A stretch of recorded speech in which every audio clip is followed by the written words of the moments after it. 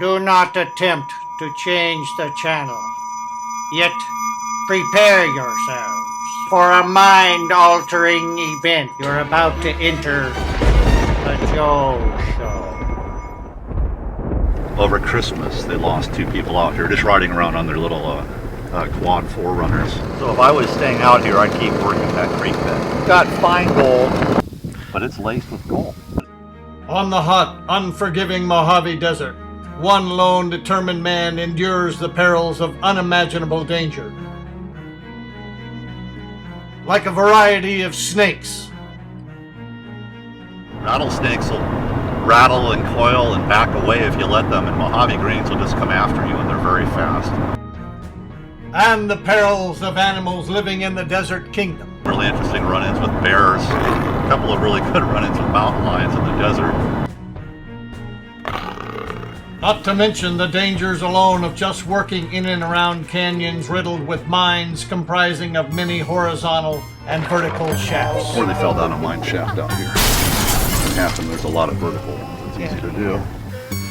And sadly, this part collapsed on them. About 3 years ago. The wife lived. The husband took quite a while to suffocate to death. But by far, this miner's greatest danger isn't from the elements or his gold hunting environment. The greatest danger out in the desert to any lone miner is from his own fellow man.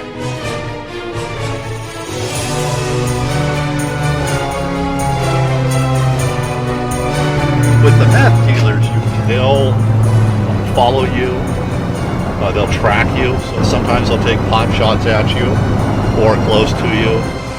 I don't know, I like it. I mean, you meet some really interesting people, you meet some real nuts. Each year, more and more people find themselves out of work and out of money. This is the story of one man who is literally finding his fortune in an unconventional way.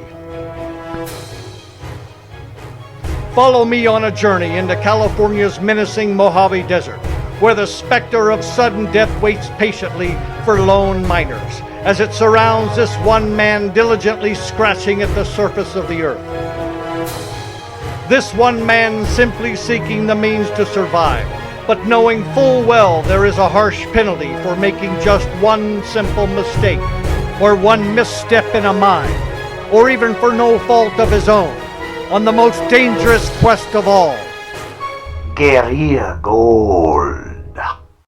I actually met a guy hiking out by a town called Baker in the mountains above Baker.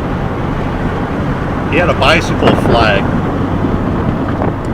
tied up onto his backpack, one of those orange things on like a 6-foot pole. He had that on his backpack just full of everything you can imagine, making clanging and banging noises going through the mesquite brush and the greasewood.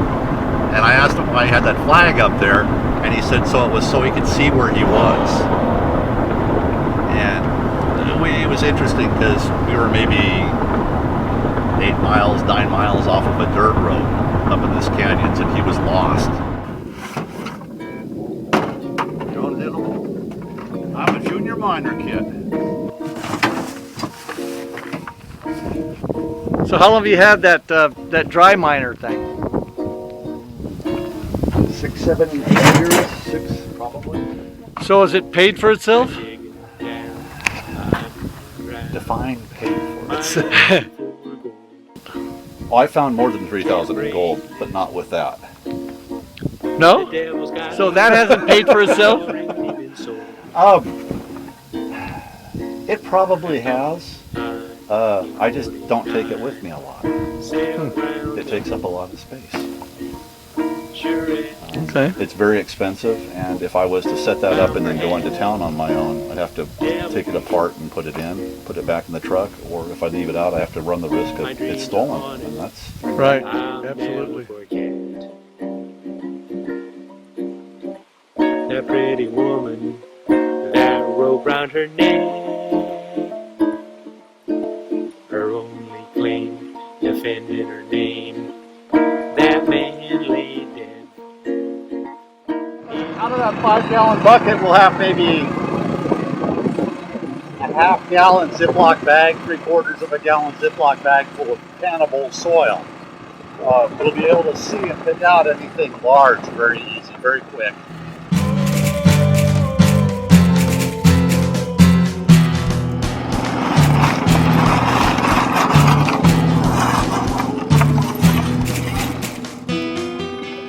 These two different sifter screens that I've got, I've got two different sizes. I want the smaller material to go through the hopper when I open the hopper. I don't want to be clogging up the system with any of this big stuff.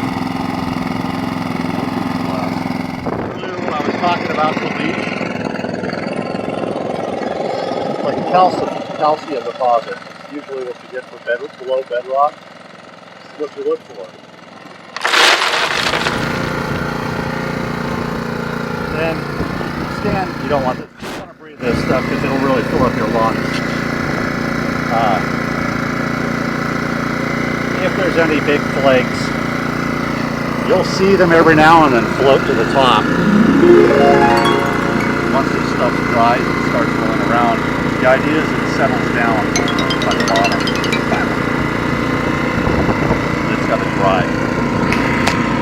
Just kind of look at, it's got fine gold in it, caught in it. For sure.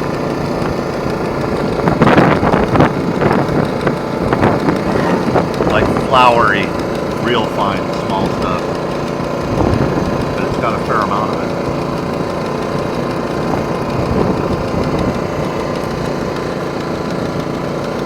So if I was staying out here, I'd keep working that creek bed.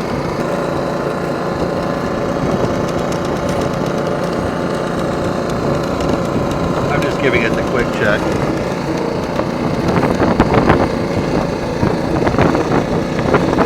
Yeah, I wouldn't make it my primary, but I wouldn't turn it down. I'm digging down underground, mining for gold.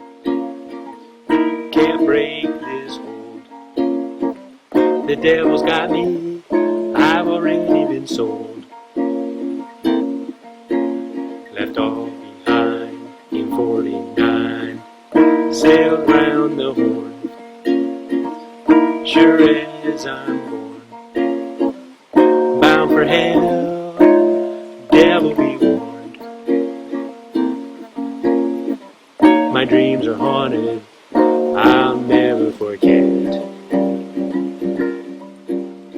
that pretty woman. A 5-gallon bucket will have maybe a half-gallon Ziploc bag, 3/4 of a gallon Ziploc bag full of cannibal soil. We're attempting to pan it out with very little water, and we want our water to last, and this is an incredibly remedial way of doing things. But it'll tell you if you got something.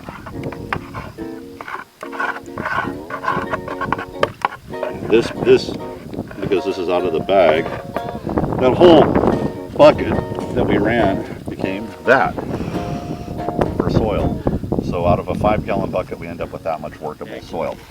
And even if I find just black sand, I'll pan it, yeah, there's a little fine gold in here. I'll pan it down to the black sand and I'll save the black sand, and then I heat that up at home with an acetylene torch and melt out gold.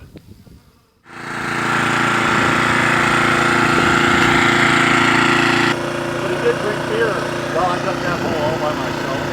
Random samples of somebody else's spot. I believe we're on BLM land, yeah.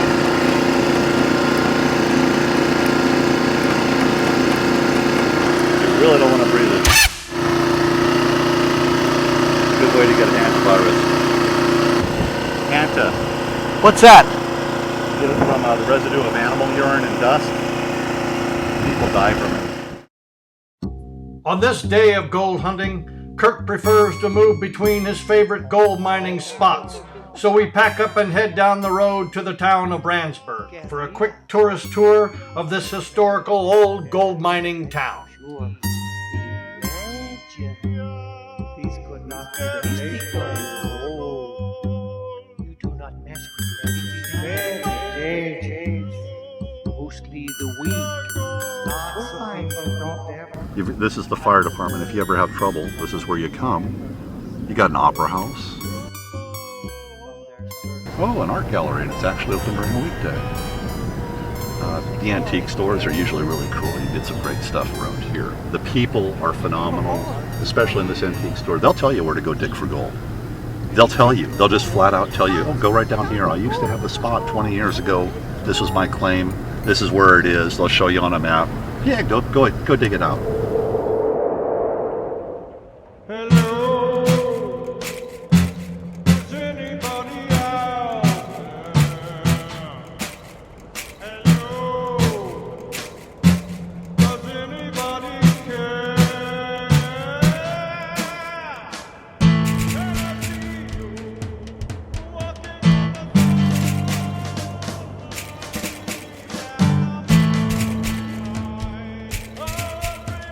The area, you can ask permission to trespass on property, and they'll pretty much give it to you as long as, you know, You're polite and you're courteous. and you don't dig holes in their property and not fill them back in. You know, you don't leave open pits for people to fall in on their own property.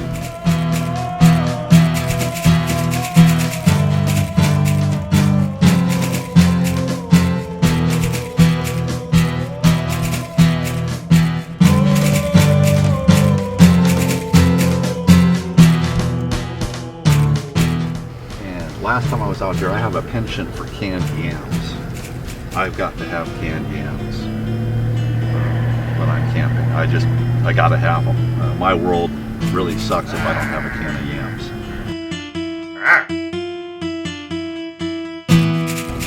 So this was the circuit of Ransburg. It just had the whole loop.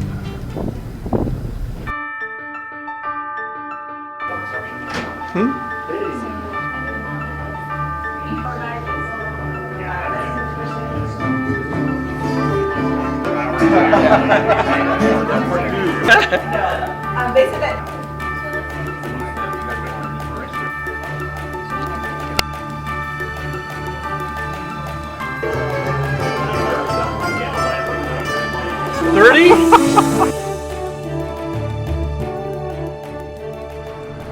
Then you got the Indian ghosts, if you want to go that route. There's an old Indian trail that leads along the crest of this hill line all the way to Las Vegas. That you can have some pretty weird experiences on. Like that, what do you mean the Indian ghost? I've been camping on that trail and I haven't ever seen anything. It's just you hear at nighttime people passing you by when that's just not happening. So you'll hear the sounds of footfalls and you'll hear faint voices. And it's not unnerving. In fact, it's not unnerving at all. But it's something that's relatively common.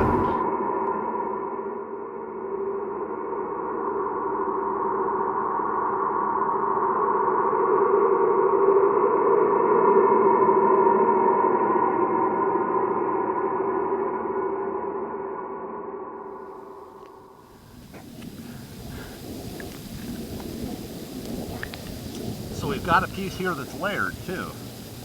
This is one of those spots that is walked over by people all the damn time. And they don't pay attention to it. So they're walking over. They're walking down to an area that historically has been really well used and is really well dug out. And it's very hard to find things in. But they're walking right over stuff that's all over the place on their way to it. So they're ignoring what they're walking over, and they're really missing out on the profitable part. I think I just found one.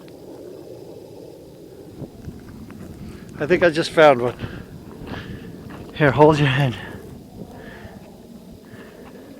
Turn it over. Oh yeah, definitely. And that white, that's the type, that's called caliche. That's the clay deposits from when it's solid. Yeah, beautiful. Oh, beautiful, beautiful. Wait.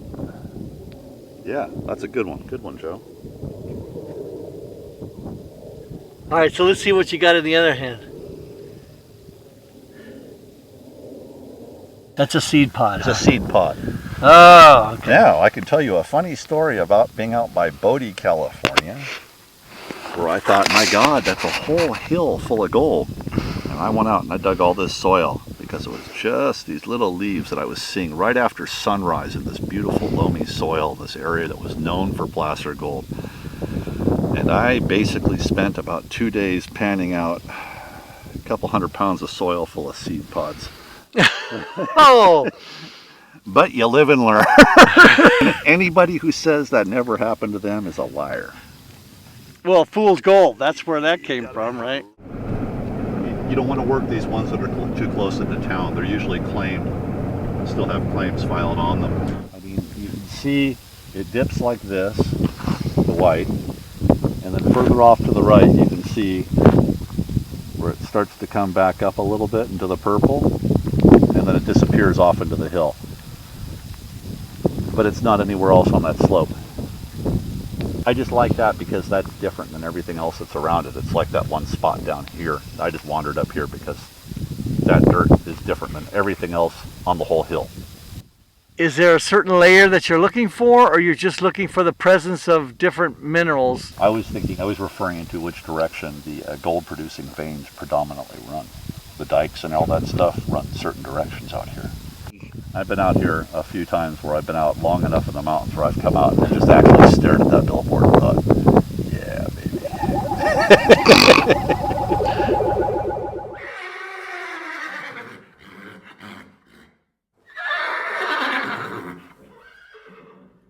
This is one that was bypassed, but this has got free gold in it. So when you chip it out, you'll actually be able to sit there and say, hey, and you can see the gold mixed in with it really good. And sometimes you think you got it and it's pyrite. You just throw it in the fire. And if it's pyrite, the pyrite oxidizes out. So you basically got to start hammering this stuff out then, huh? I was using a pickaxe. It's a little bit in for me to get at with a pickaxe. So usually now I bring a sledge. I've got a sledge bar. I take the rock, and if it's not a big one, I can smack it up a little bit with the sledge, wrap it in a rag and put it in I've got a cast iron pan that I'll smack it in and try and crush it a little bit. But at night when I build my campfire, I put the rock with in the pan in the fire, and the pan gets red hot and the rock starts to glow and the gold will melt right up. But that quartz vein isn't part of that mine. It's the same type of quartz as is in that mine we were just at. And there's a whole bunch of similar quartz veins on this hillside. This happens to be the one that I found that's got visible free gold in it when you dig it out. And free gold means? You can crack it open and just literally look at and see the vein. Usually you can't see the vein in the rock. It's really unusual to be able to find an ore sample where you can visibly see gold in it. It's usually a very small amount. This will have a vein in it the size of maybe a pencil lead, which is good, real good. Oh, okay. Real good for me. Coming up on the Joe Show. Hello. On this episode of The Dog Fixerer, Joe finds himself fixing a female German Shepherd fixated with feasting on fowl. See how Joe tackles this case of the Chicken Chompin' Princess. Our Summer of Sizzle series continues with our iPod reporter when he goes head first onto the red carpet. The Joe Show is a really cool show you can only find on CMAC. CMAC. This summer, Fresno hosted several movie premieres, including Finding Hope Now, Firefall, and Gold Fools, to mention just a few.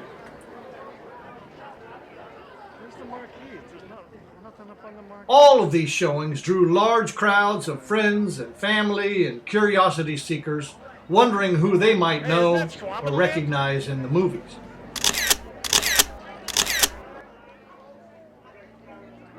Fresno moviegoers were treated to high-quality productions that were locally shot and produced by the vast array of talented actors and crew and movie makers making their marks in the Central Valley movie-making mecca of Fresno. My God, it's Randall Reed! How you doing, buddy? Movie lovers and spectators alike flocked to these premieres dressed to the nines and ready to experience a glamorous and memorable red carpet walk accompanied by a free professional photograph they can keep and post for all the world to see. we're so excited here at Corner Show to be a part of the debut of this movie here in Fresno. We've watched it. The history is being made tonight.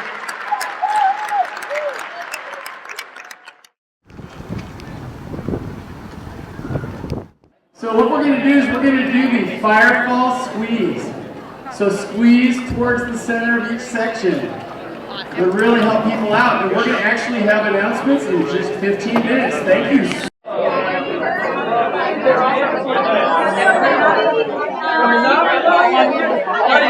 Hey, have a great day. What's up? I'm telling you, iPhone.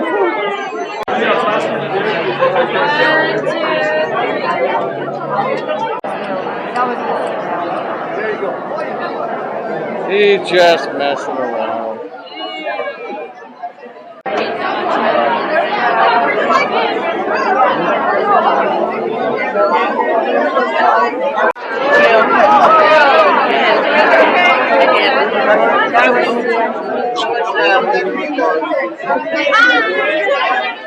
Well, look at you. You're still looking at me. Excellent. Because there is more freakishly funny phenomenons to follow on the Joe Show.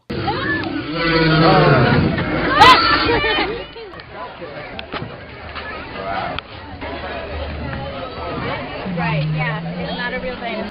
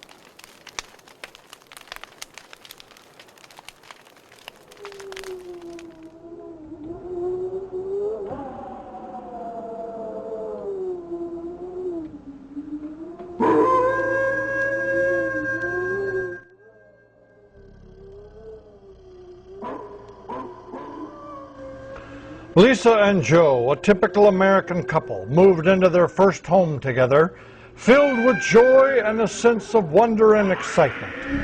Little did they know that on the inside, it was actually the world's most haunted house. Over the next week, they began feeling like they were being watched. At times, it seemed like they were being brushed by low-statured creatures, but yet there was nothing there. At other times, they swore that a hot breath was panting in their ears. Then there were the footsteps, clicking along the wood floors like the pacing of a wild animal. The clickings were then accompanied by barking and low growls and the sound of teeth snapping shut. Eventually, it became too much for the young couple, so they called in the experts of SNIF, Supernatural Investigative Force. E. Chadwell Harrington III from SNIF, but you can call me Bob. Nice to meet you. Come on in. So I understand there's some paranormal activities here? Yes, we've been experiencing some very weird phenomena. I'm glad you came. You came very quickly. So what you got there? With years of experience, the SNIF investigator was quickly uncovering paranormal activity. It appears that there's three of them. They're not human. With his high-tech equipment and extrasensory paraphernalia, they determined beyond the shadow of a doubt that the house was indeed inhabited by the spirits of dogs. As a SNIF investigator, what is this telling you? They're extremely perturbed spirits. They did not die happily. They're not enjoying me being here either. I'm not totally sure I want to be here any longer. You might want to call someone else about this. It was now time to seek out an expert in canine phenomena, so Joe and Lisa enlisted the services of Madame Zaza. Madame Zaza. Of No Pee-Pee, the National Organization of Paranormal Pets. Zaza was quite the clever connoisseur of canine clairvoyance. She collected her thoughts, cleared her consciousness, and clued in on the blood-curdling, conniving canines. I'm feeling the presence of an empress or a queen. Oh, she's very, very lonely. She's unable to express her true love and affection from her faithful warrior hound. She lies on her throne, draped in her wedding gown. There she ponders her loneliness and her despair. She snaps at a doting servant for just trying to cheer her up. A male present.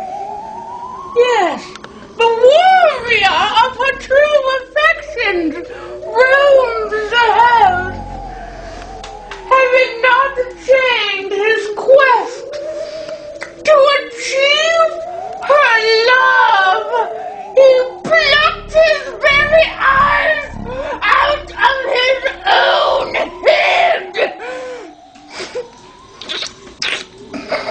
Tortured soul wanders the castle halls forevermore, bumping into everyone and anything in his path.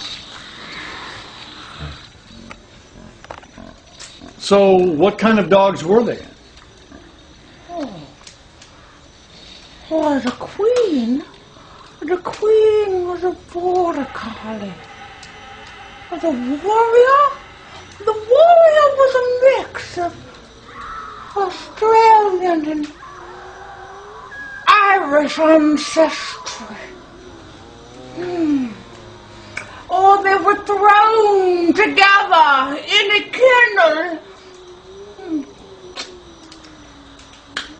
which is where they first experienced their forbidden love. The young couple had considered adopting dogs for protection and companionship, but decided that having 3 ghost dogs made good financial sense. So they welcomed these spirited canines into their home, and to this day, Joe and Lisa love them as their very own. That's it for this edition of A Haunting. The animals depicted in this broadcast were not harmed during the filming of this episode. They were, however, deeply humiliated, and the emotional scars of their damage could last for years to come.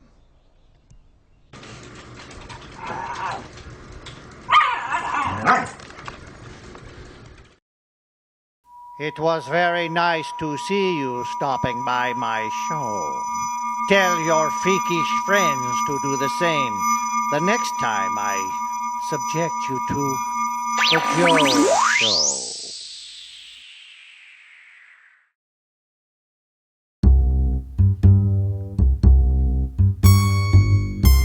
Don't fall down. Guerrilla.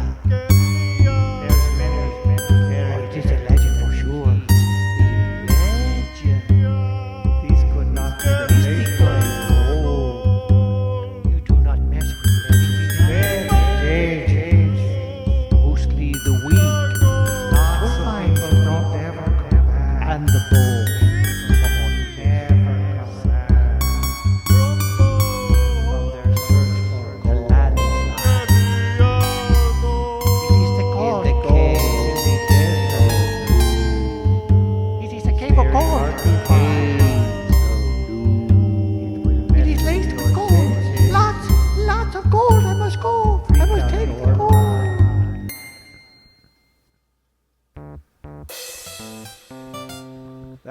talking. Check. Oh, that's right.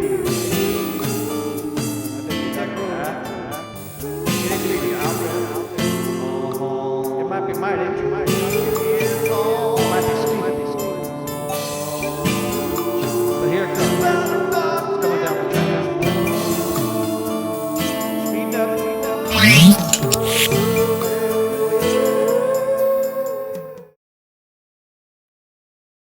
Call it what you did again? I have no idea. Welcome to the local neighborhood. That's like the cultural welcome, you know? Or somebody like me accidentally finds you. Or smells you, or the buzzards, or